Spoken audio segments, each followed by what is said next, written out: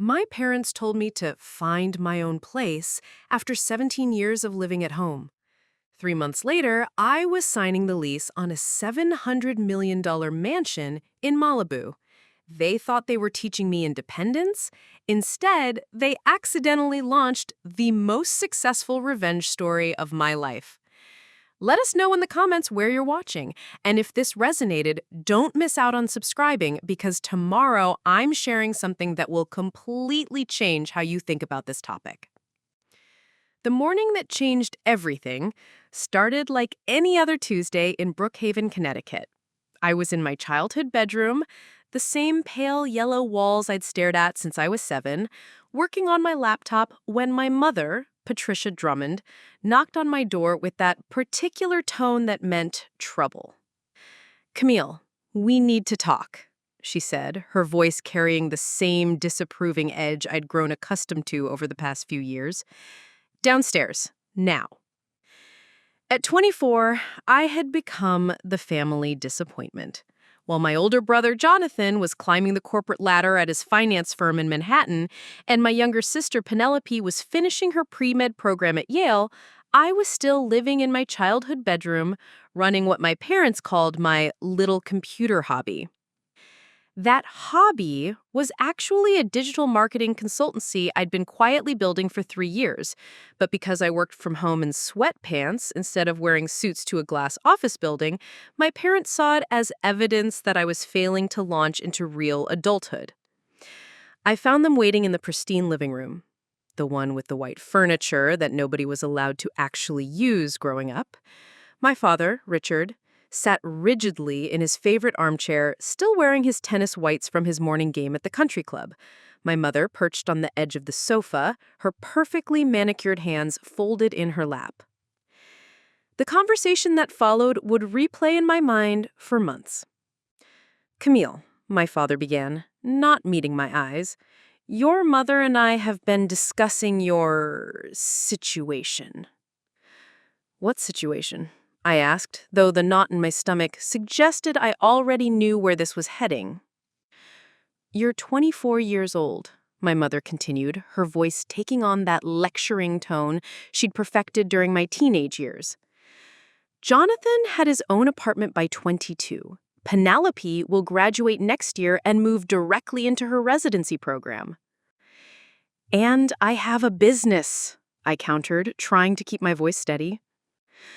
My father actually scoffed. "Playing on the internet isn't a business, Camille. It's time you learned what real responsibility looks like." The words that came next would echo in my ears for weeks. "We're giving you 60 days to find your own place. It's time you experience the real world." I felt the blood drain from my face. "You're kicking me out?" "We're helping you grow up," my mother said, though she couldn't quite look at me when she said it. "We've been enabling this fantasy long enough. Maybe when you're paying rent and buying groceries, you'll understand why you need a proper career." The thing that hurt most wasn't the ultimatum itself. It was their complete dismissal of everything I'd been working toward. They had no idea that my little computer hobby had generated over $300,000 in revenue the previous year. They didn't know about the clients in Los Angeles who'd been begging me to relocate there to handle their accounts in person. They couldn't see past their own narrow definition of success to recognize that I'd actually built something meaningful. "What about my office setup?" I gestured weakly toward the stairs, thinking of the thousands of dollars in equipment I'd invested. "You'll figure it out," my father said, curtly. "That's what adults do." Over the next hour, they laid out their conditions with the efficiency of a corporate restructuring. 60 days, no exceptions. They had already spoken to their friends about Camille's transition to independence. Apparently, this humiliation had been a topic of conversation at the country club. The most crushing moment came when my mother added, almost as an afterthought, "We're hoping this will motivate you to finally apply for real jobs.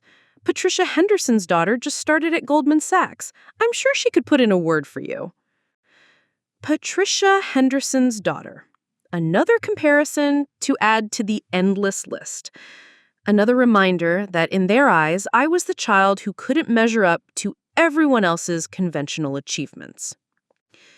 That evening, I sat alone in my room, staring at the acceptance letter I'd received 2 weeks earlier, an invitation to present my digital marketing strategies at the biggest industry conference in Los Angeles.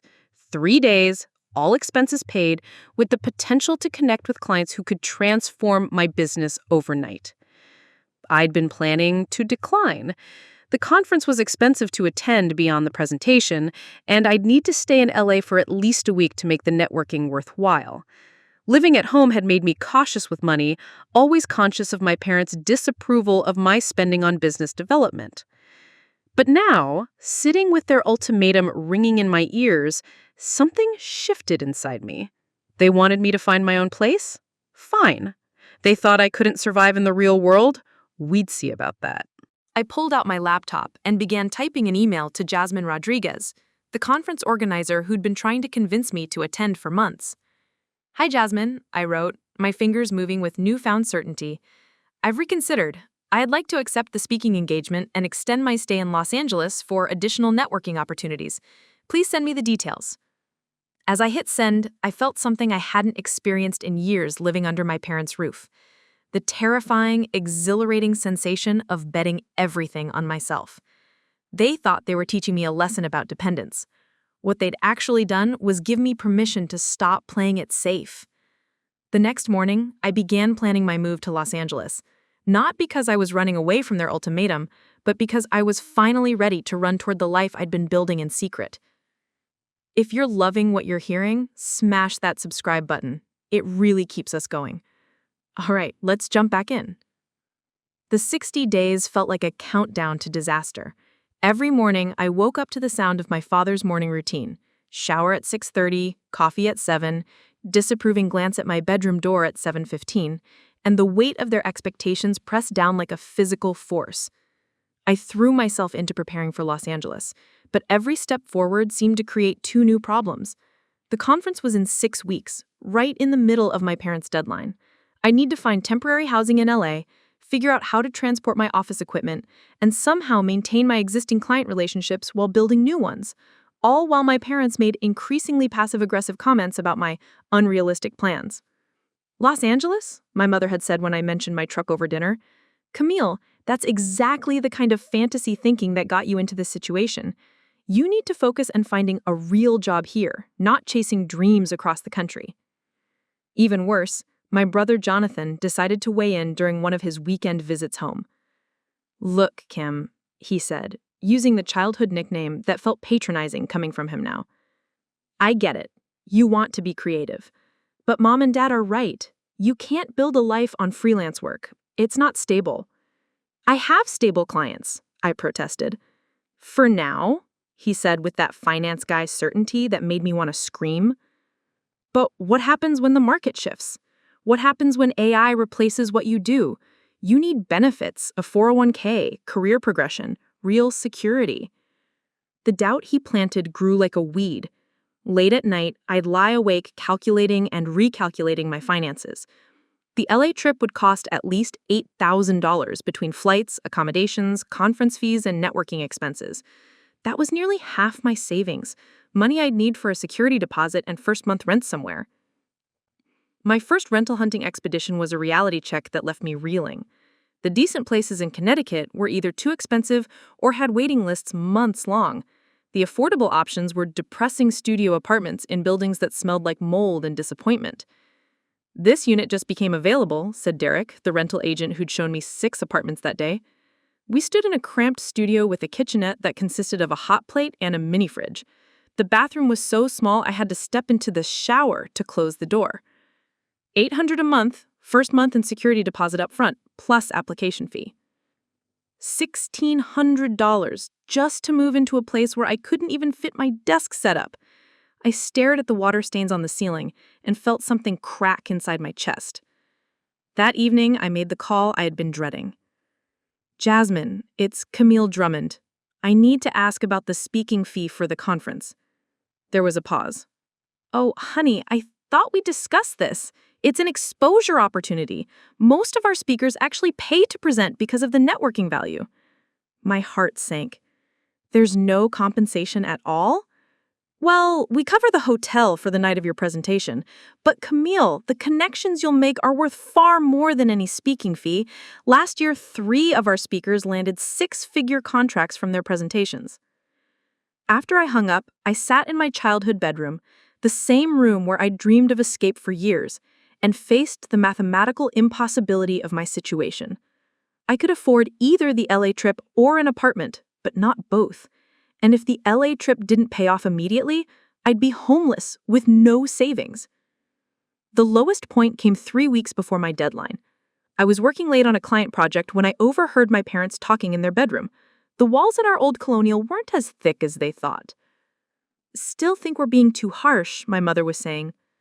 "Patricia, we've discussed this. She needs to learn. Look at the Henderson girl. Graduated, got a job, moved out, all by 22. Camille is nearly 25 and still playing pretend in her bedroom. But what if she can't find a place in time? Then maybe she'll finally understand that actions have consequences. We can't enable this fantasy forever."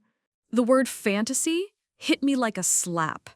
Everything I'd built, every client I'd helped, every late night I'd worked to grow my business, to them, it was all just elaborate make-believe. I pulled up my business bank account and stared at the numbers. $18,342 in savings, 3 active contracts worth $4,200 per month, a dozen potential leads in various stages of negotiation. On paper, I was more financially stable than most people my age. But sitting there in my childhood bedroom, listening to my parents dismiss my entire career as a phase I needed to grow out of, I felt like a complete failure. The panic attacks started that week. I'd be working normally when suddenly my chest would tighten and the room would spin. The first time it happened, I thought I was having a heart attack, but Dr. Morrison, our family physician, diagnosed it as anxiety and prescribed breathing exercises and, quote, lifestyle changes. "You're under a lot of stress," she said kindly. "Big transitions are hard, even positive ones. Have you considered that maybe your parents are trying to help you spread your wings?" Everyone seemed convinced that being forced from my home was somehow good for me. Everyone except me. My lowest moment came exactly 2 weeks before my deadline. I'd spent the day looking at apartments I couldn't afford and jobs I didn't want, then came home to find a stack of printouts on my desk. "I thought these might be helpful," my mother said, hovering in my doorway. "Job listings, entry-level positions at good companies." I flipped through them. Administrative assistant, junior marketing coordinator, customer service representative. All of them paid less than I made in a single month from my business, and all of them would require me to abandon everything I'd built. "Mom," I said carefully, "I appreciate this, but I already have a career." "Camille." Her voice carried that sharp edge of impatience. "You have clients, not a career. There's a difference. These are real jobs with real futures." That night, I sat on my bedroom floor surrounded by financial spreadsheets and apartment listings and job applications, feeling smaller than I had since high school. The conference was 2 weeks away. My deadline was 2 weeks away. And I was no closer to solving the impossible equation of my life. I picked up my phone and scrolled to Jasmine's contact. My thumb hovered over the call button. One call, and I could cancel LA, use my savings for an apartment, and start applying for the jobs my mother had printed out. I could choose safety over dreams, certainty over possibility. The smart, practical, responsible choice was obvious. I set the phone down without making the call. Sometimes, the stupidest decision is the only one you can live with. The decision crystallized at 3:47 a.m. on a Tuesday night, exactly 10 days before my parents' deadline.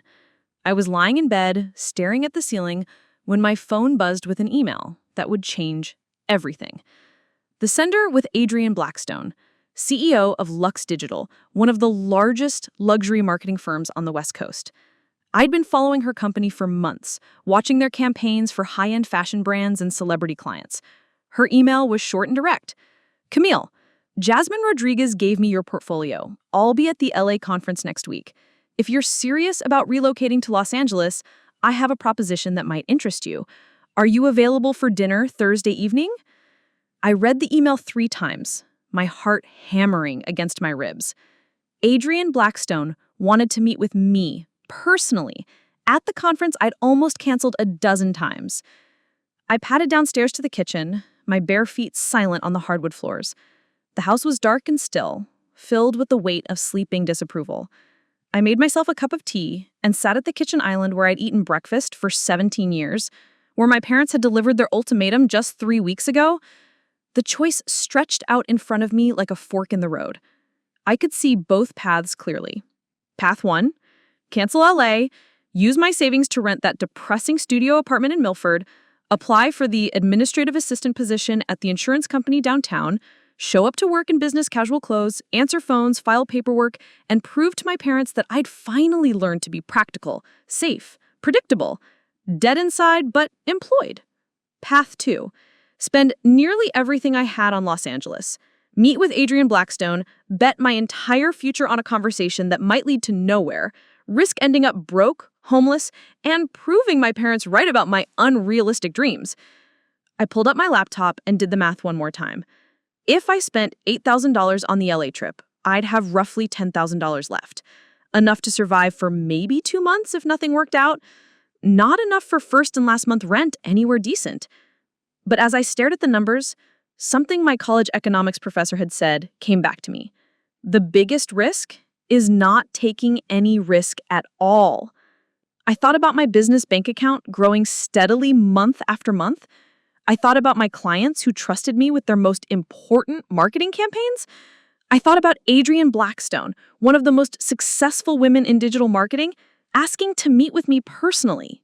Then I thought about my parents' voices. Fantasy. Plain pretend. Not a real career. At 4:23 a.m., I made the decision that would either destroy my life or transform it completely.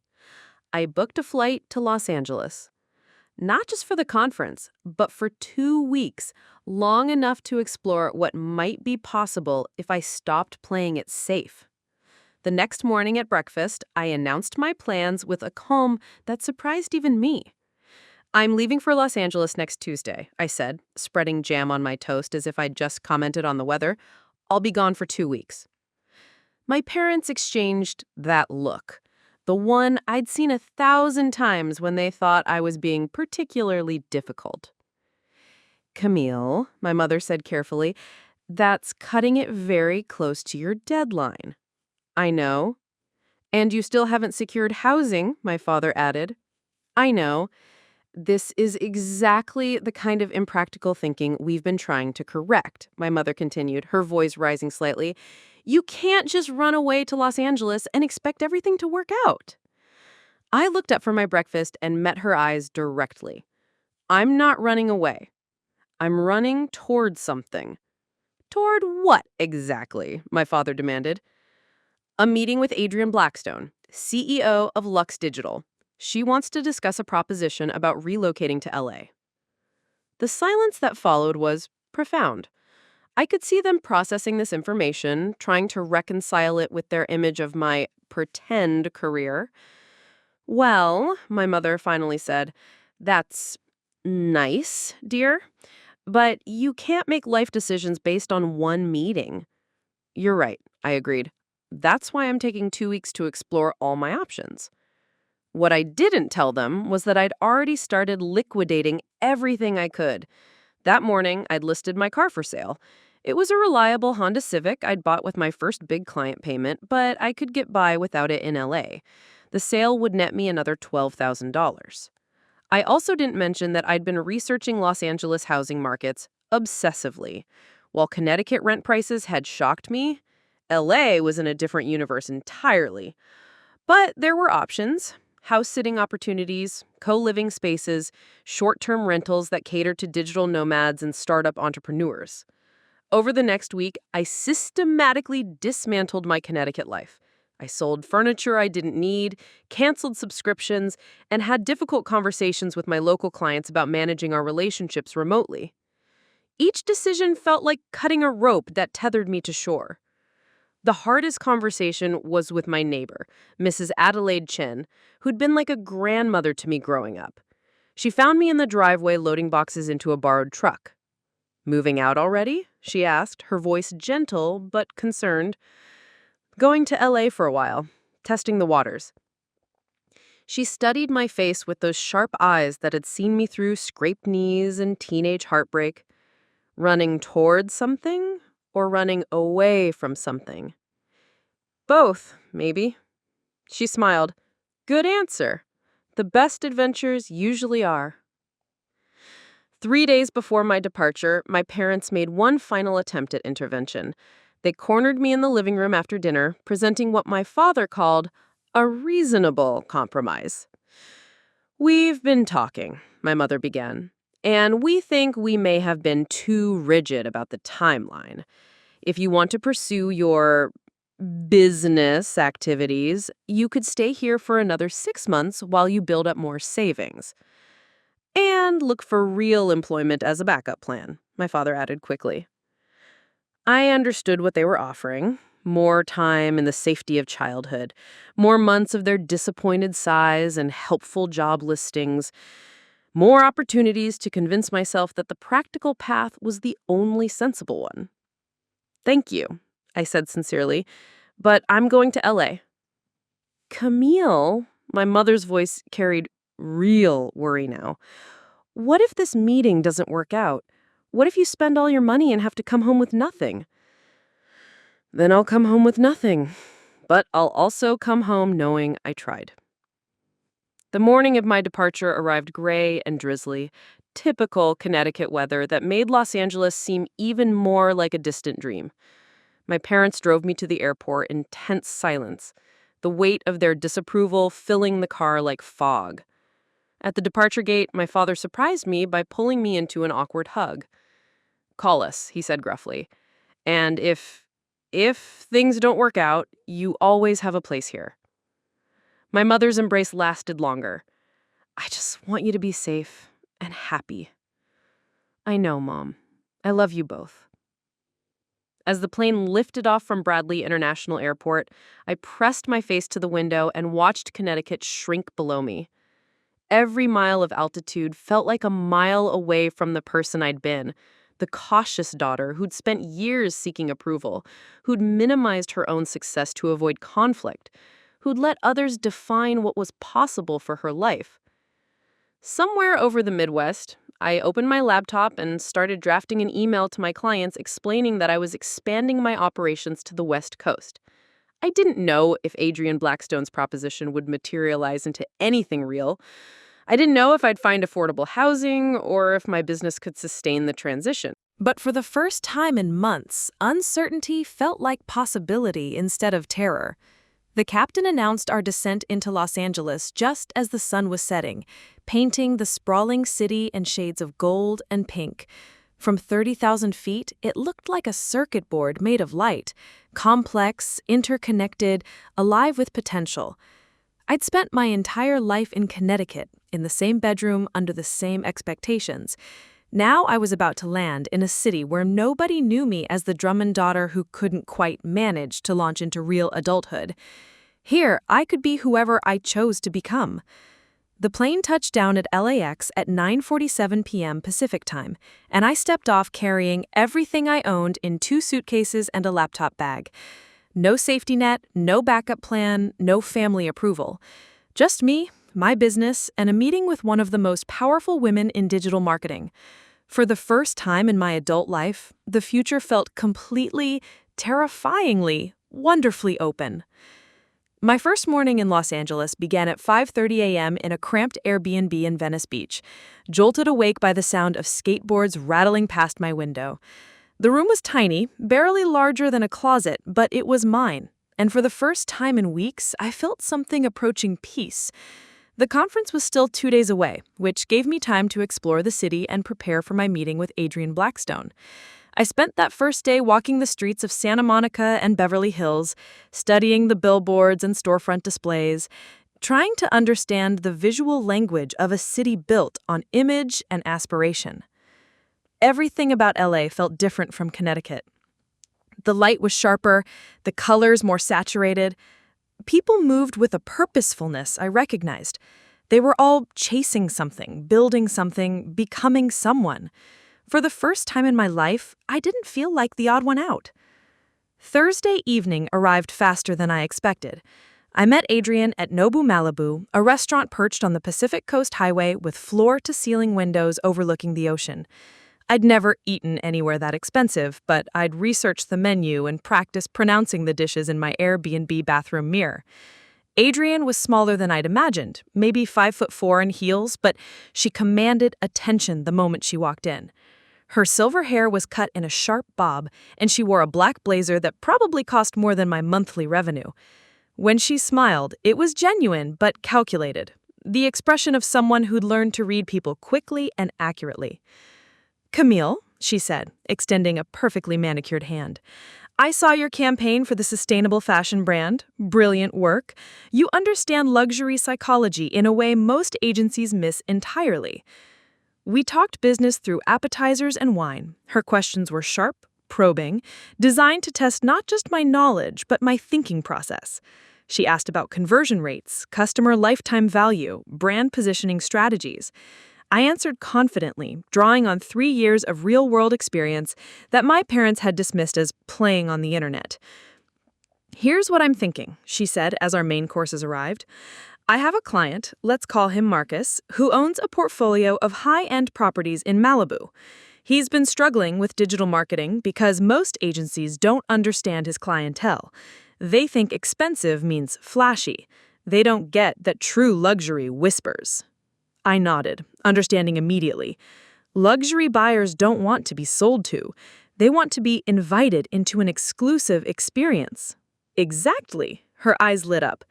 "Marcus has been through 4 agencies in 2 years. I think you might be what he needs, but it would mean relocating permanently. The contract starts at $15,000 a month with performance bonuses that could double that." $15,000 a month?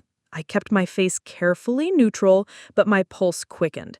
That was more than I'd ever made, even in my best months. "There's just one catch," she continued. "He's particular about his team. He'll want to meet you in person, see how you handle his properties. Are you available Saturday morning?" Saturday morning found me in Adrian's Tesla winding up the coastal mountains towards an address that GPS seemed confused about. When we finally arrived, I understood why. The house wasn't visible from the road, just a pair of imposing gates with an intercom system. The gates opened onto a private drive that curved through perfectly manicured landscaping. When the house came into view, I had to remind myself to breathe. It wasn't just large, it was architectural poetry, all clean lines and glass walls that seemed to float above the hillside. "Welcome to the Ravenswood Estate," Adrian said casually. 40,000 square feet, designed by Ricardo Silva. Marcus bought it last year as an investment property. We parked in front of an entrance that looked like it belonged in a modern art museum. A man in his 60s emerged, tall, distinguished, with the kind of tan that came from sailing rather than golf. This was Marcus Wellington, though Adrian had warned me he preferred to be called simply Marcus. "So, you're the marketing genius," he said, shaking my hand with a grip that suggested he didn't entirely believe in my capabilities yet. "We'll see." The tour that followed was unlike anything I'd experienced. Room after room of perfectly curated spaces, a wine cellar that looked like a temple, a home theater with 12 leather recliners, a master suite with views that stretched from the mountains to the ocean. Each space told a story about taste, wealth, and the kind of life most people only saw in magazines. The challenge, Marcus explained as we stood in the primary bedroom, is that traditional real estate marketing makes everything look the same. Photos, descriptions, virtual tours, they all blend together. My properties aren't just houses, they're lifestyles. I pulled out my phone and started taking notes. Who's your ideal client? Tech entrepreneurs who've just gone public, entertainment executives, international investors looking for their American foothold, people who've achieved enough success to understand that true luxury isn't about showing off. It's about perfect execution of details that nobody else notices. We spent 2 hours walking through the property, Marcus pointing out features that wouldn't appear in traditional listings. the coffee maker that cost more than most people's cars, the bathroom floors heated to exactly 78 degrees, the sound system that could play different music in each room without any visible speakers. Traditional agents focus on square footage and amenities, he said. But my clients don't care about square footage. They care about how it feels to live here. As we walked back toward the main entrance, an idea crystallized in my mind. What if we didn't market the house at all? I said suddenly. Both Adrian and Marcus stopped walking. Explain, Marcus said, his interest clearly piqued. Your clients don't want to buy a house. They want to buy the life that comes with the house. What if we marketed the experience? A dinner party here, a sunset yoga session on the deck, a business meeting in the wine cellar. Show them not what they're buying, but who they'll become when they live here. Marcus was quiet for a long moment, his eyes studying my face. Go on. We create a content series, a day in the life at Ravenswood. We bring in professional models, but not to sell the house, to sell the lifestyle. We document a morning routine in that master suite, a business call from the home office, a dinner party on the terrace. We make your potential clients feel like they're already living here.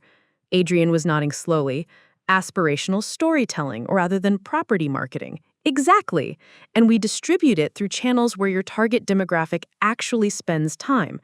LinkedIn for the business executives, architectural blogs for the design-conscious buyers, private wealth management newsletters for the investors. Marcus walked to the floor-to-ceiling windows and stared out at the view for what felt like an eternity. When he turned back, he was smiling for the first time since we'd met. How long would you need to develop this campaign? 6 weeks for the full launch, 2 weeks for the pilot content to test engagement. And you'd handle everything? Strategy, content creation, distribution, analytics? With your approval at each stage, yes. He extended his hand. Welcome to Los Angeles, Camille. The contract we signed that afternoon was unlike anything I'd worked on before. Not just the money, though the $18,000 monthly retainer plus performance bonuses made my Connecticut clients look like pocket change, but the scope. Marcus wasn't just buying marketing services. He was buying my complete creative vision for how luxury real estate should be sold. Over the next month, I threw myself into the work with an intensity that surprised even me. I hired a team of freelancers, photographers who specialized in lifestyle shoots, a videographer who'd worked with Netflix, and a copywriter who understood luxury psychology. We turned Ravenswood into a living advertisement, crafting content that made viewers feel like they were getting a glimpse into an exclusive world. The results were immediate and dramatic.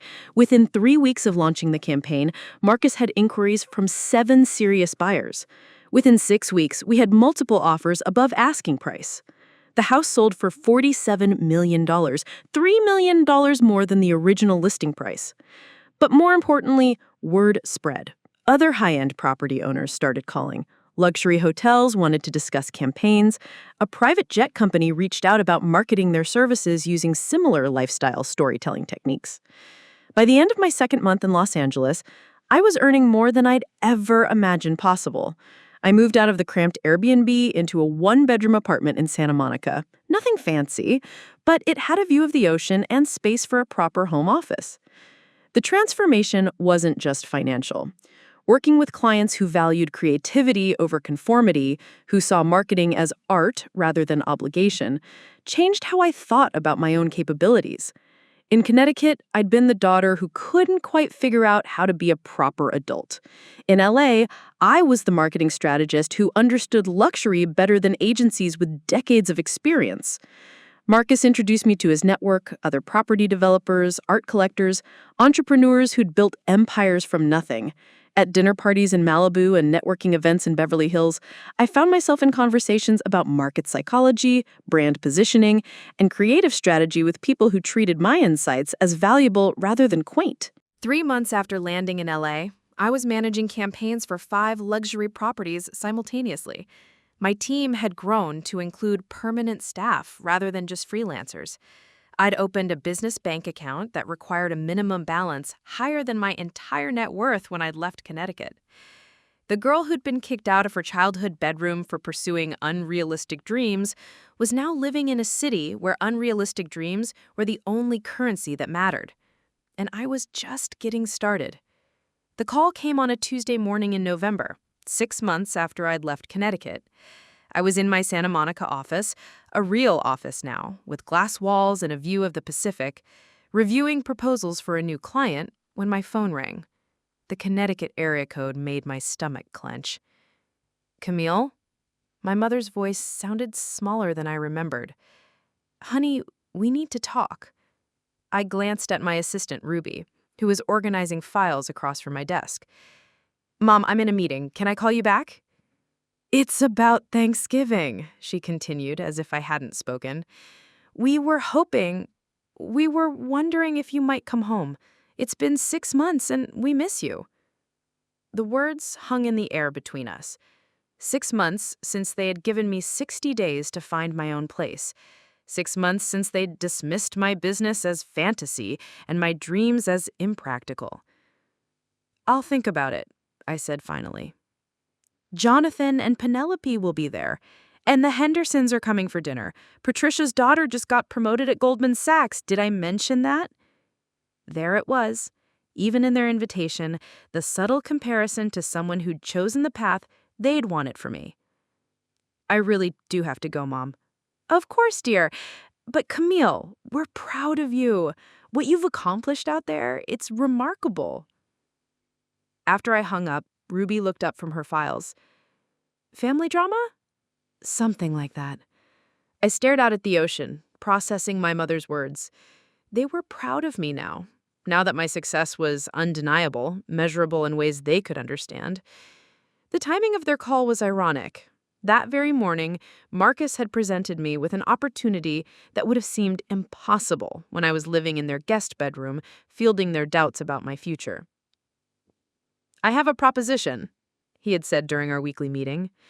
My colleague, Alexander Rothschild, owns the Montecito estate, 150 acres, architectural masterpiece, been in his family for 3 generations.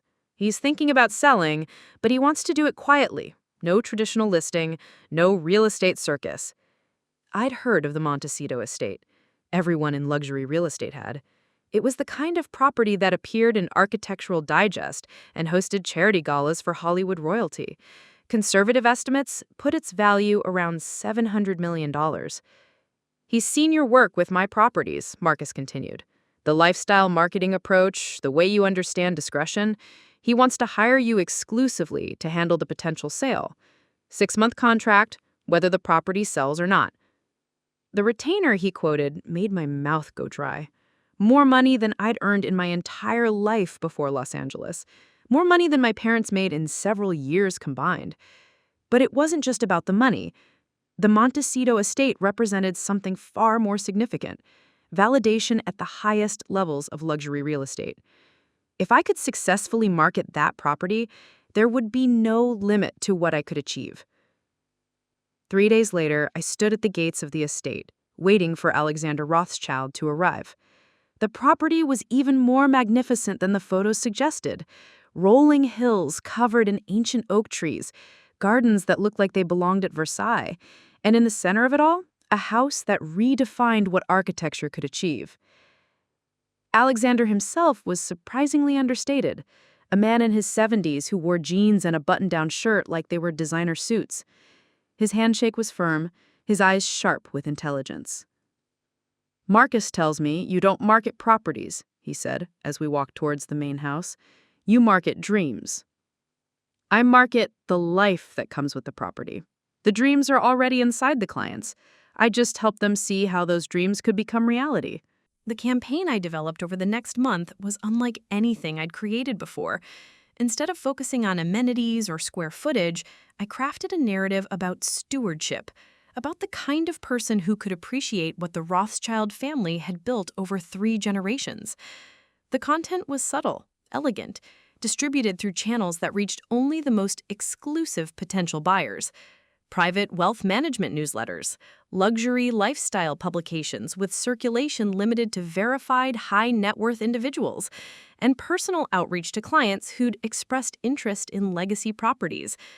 Within 6 weeks, we had inquiries from a tech billionaire, a Hollywood power couple, and an international collector who'd been searching for the perfect American estate for years. All of them understood that they weren't just buying property, they were becoming custodians of something irreplaceable. The final offer came from David Chen, the founder of a sustainable technology company who'd recently gone public. He and his wife fell in love with the estate during their private tour, particularly Alexander's organic gardens and the property's commitment to environmental preservation. When Alexander accepted their offer, $743 million, the highest residential sale in California history, I felt something I'd never experienced before. Not just professional satisfaction, but the deep fulfillment that came from connecting someone's life story with someone else's dreams. The commission from that single transaction was more money than I could have imagined earning in a lifetime. But more importantly, word of the sale elevated my reputation to a level that opened doors I hadn't even known existed. 2 weeks after the sale closed, my phone rang again. This time, I was sitting on the deck of my new apartment, a stunning 2-bedroom in Manhattan Beach with panoramic ocean views. The Connecticut area code no longer made my stomach clench. "Camille, honey, it's Mom. We saw the article in the Wall Street Journal about the house sale. $700 million? $743 million, I corrected. There was silence on the other end. Finally, she spoke again, her voice filled with something I'd never heard before. Awe. "We had no idea. When you said you were doing well in Los Angeles, we didn't understand the scope of what you'd built." "I know. Your father wants to apologize. We both do. We should have supported you instead of trying to redirect you. We should have seen what you were capable of." I looked out at the Pacific, watching surfers catch the morning waves. A year ago, I'd been sleeping in my childhood bedroom, listening to my parents plan my intervention over their realistic dreams lecture. "I need to tell you something. I'm moving into a new place next month. It's significant." "Another apartment?" "Not exactly." I paused, savoring the moment. Alexander Rothschild was so impressed with my work that he offered me something unprecedented. He has a smaller estate, just 20,000 square feet, that he uses as a guest house for the main property. He's offered it to me as a long-term lease while I handle his other real estate interests. The silence stretched so long I thought the call had dropped. "Camille," my mother finally whispered, "are you telling me you're moving into a mansion?" "A $47 million mansion, technically, with staff quarters, a full gym, infinity pool, and views that stretch from Malibu to Santa Barbara. I'll be living there while I establish the West Coast headquarters for my company." Another silence.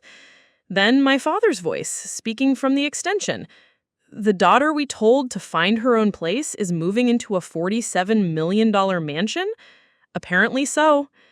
When my mother spoke again, her voice was thick with tears. "We're coming to visit, if that's okay with you." 3 months later, they did. I picked them up at LAX in the Tesla I'd bought with my first commission check, driving them up the Pacific Coast Highway toward my new address. The look on their faces when we pulled through the gates of the Rothschild guest estate was worth every moment of doubt I'd endured in Connecticut. "This is where you live?" my mother asked as we walked through rooms filled with original artwork and furniture that belonged in museums. "This is where I live," I confirmed. That evening, we sat on the terrace watching the sunset paint the ocean in shades of gold and crimson. My parents looked smaller somehow, diminished not by the grandeur around them, but by the recognition of how wrong they'd been about their youngest daughter's potential. "I owe you an apology," my father finally said. "We thought we were protecting you from disappointment. Instead, we were protecting you from success." "You were doing what you thought was best," I replied, "but you were measuring my potential by your own limitations instead of my actual capabilities." My mother reached over and took my hand. "Will you forgive us?" Looking at them, my parents who'd loved me enough to worry, even if they'd worried in all the wrong ways, I felt something shift inside me. The anger I'd carried for months began to dissolve, replaced by something deeper and more complex. "There's nothing to forgive," I said. "You gave me the greatest gift possible." "How can you say that?" my father asked. "We doubted you. We tried to stop you from pursuing your dreams." I smiled, thinking about the terrified girl who'd left Connecticut with 2 suitcases and a desperate hope. You forced me to bet on myself completely. If you'd supported me from the beginning, I might have played it safe, stayed small, never discovered what I was truly capable of. As we watched the stars emerge over the Pacific, I realized that my parents' doubt hadn't been an obstacle to overcome. It had been the catalyst that transformed me from someone who dreamed about possibilities into someone who created them.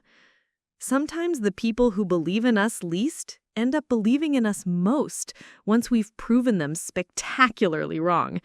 And sometimes being told find your own place leads to finding a place beyond anything anyone could have imagined.